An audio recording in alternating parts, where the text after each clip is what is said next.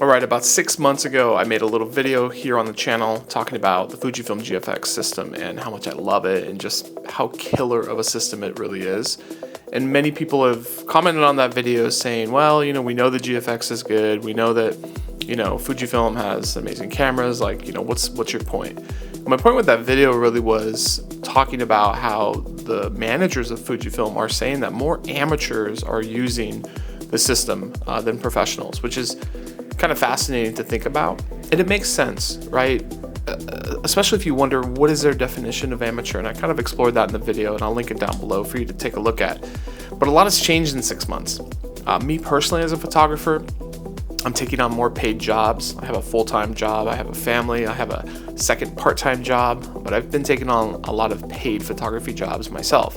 And one of the things I've learned from doing that, again, still an amateur with paid work, but I guess technically if you're paid for photography or videography, you're technically a professional. I don't know. But one of the things I've learned is that in your journey through working with customers and really meeting their needs, they don't really care so much about quality, right? In fact, sharp photos are not in right now. If you take a look at TikTok, you take a look at some of the popular photography sites out there like Instagram and so on, you'll see that the kind of look that's in right now in 2023 as we approach the end of the year is this sort of, really flat, muted, soft look. Especially for a moment there, I think that flash-based digital camera look was coming back. But now, as we kind of get closer to the end of the year, I think when you're working with some of these customers and they do want high quality, the APS-C system for Fujifilm, the XF mount, and the cameras I'm filming on right now, the X-H2S, they're fantastic, right? They're gonna get the job done. But if you want that extra level and you want a certain look for your images, whether that's personal work or hobbyist work or even professional work, the GFX system is really the way to go. Now, it's ridiculously expensive. It is huge, it is heavy, it is a beast of a system. It's overkill. I've talked about that in a previous video as well for a lot of folks. But if you want the ultimate image quality, why settle for like a full frame camera, right? Full frame cameras are great, APS-C cameras are great, but if you really are looking for the best image quality, you have to get a GFX. I mean, that's hands down what it is. A lot of people will say, well, the Hasselblad, they're so great and they have the best image quality, and I agree. I think Hasselblads are amazing, but I think what Fujifilm is doing with some of the film simulations and some of the color science and some of just the raw processing with the Bayer sensor that's in the GFX system is incredible. Last month in October, Fujifilm announced the GFX 100 Mark II, although they're calling it GFX 100 the second, and that's apparently a big distinction. When this camera was announced, my first reaction as a GFX 50S2 owner was, oh, well, that's cool. What does it do for me? I'm sitting on a contrast-based autofocus system with the 50S2. The autofocus is by far the weakest point of the camera. Everything else is amazing. The files are unbelievable. Some people have said that the 50 megapixel sensor is a little bit more characterful than the 100 megapixel sensor. I don't know if that's true. I don't really care, but I think it's a fantastic camera, but definitely the autofocus slows you down. So this camera gets announced, I start thinking about it, I start looking at my photography equipment, I start looking at all sorts of stuff, and one of the things that came to mind was, well, for $7,500 you're getting this, in my mind, a future-proofed camera, right? There's a lot of drama about the sensor. Is it new? Is it the same thing? Is it just marketing? Is it 14-bit, 16-bit? I don't care about any of that, and I think most GFX owners don't, believe it or not. I think they care about the best image quality and the best experience. There's a couple good articles I'll link to down below talking about the GFX 100 the second, and one of the things that universally people are saying is it's all about perspective.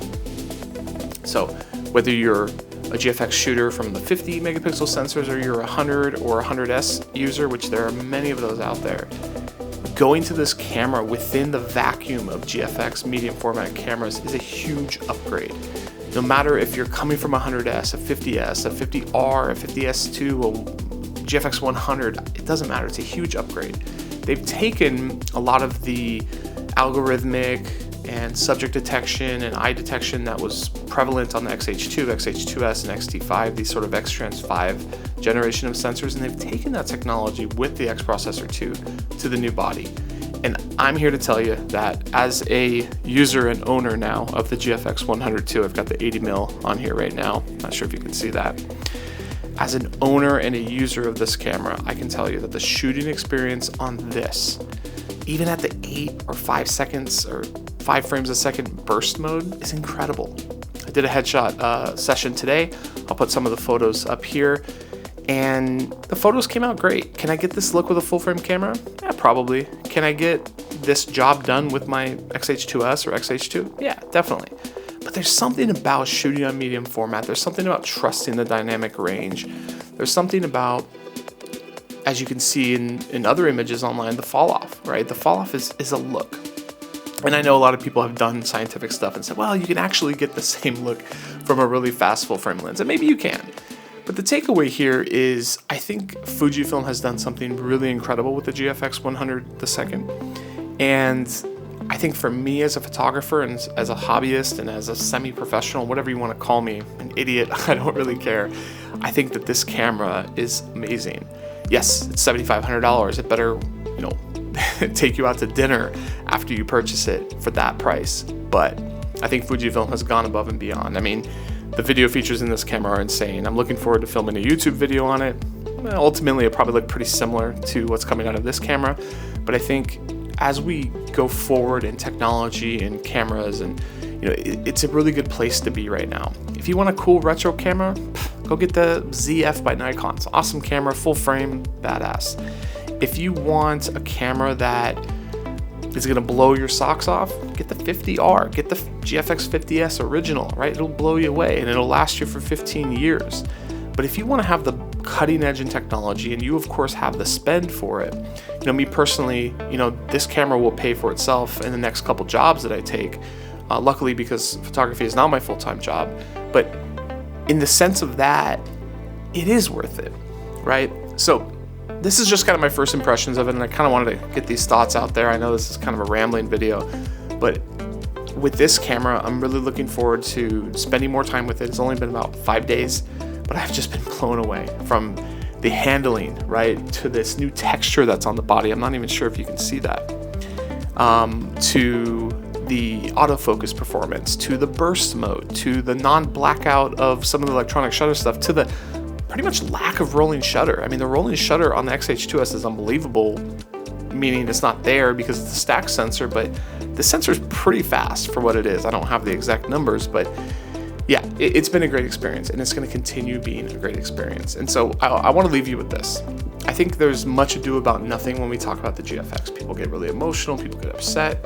I'm not here to talk about that. What I am here to talk about is to share with you how good of a camera this is, and more importantly, how Fujifilm should be commended. And I know they have been. I know they don't need any more love from the photography community, but they really should be commended for putting out an incredible product at, frankly, an incredible price. Obviously, the kind of glaring issue with the GFX system is the lens lineup. It's still not where it needs to be. It's still very expensive. Some of the lenses, like the 80mm f1.7 that I have right here, does not have a linear motor. The new 55-1.7 does not have a linear motor. I mean, yes, they're 1.7 lenses on a medium format, which is like physics-wise pretty crazy, but they're a little bit slow to focus, and that is definitely an issue. So can't wait till they do more work on the lenses. They just came out with them tilt shift lenses. Like, good things are coming. So I want to end this video. I'm just looking at the camera. We're at almost 10 minutes. I'll try to edit this down.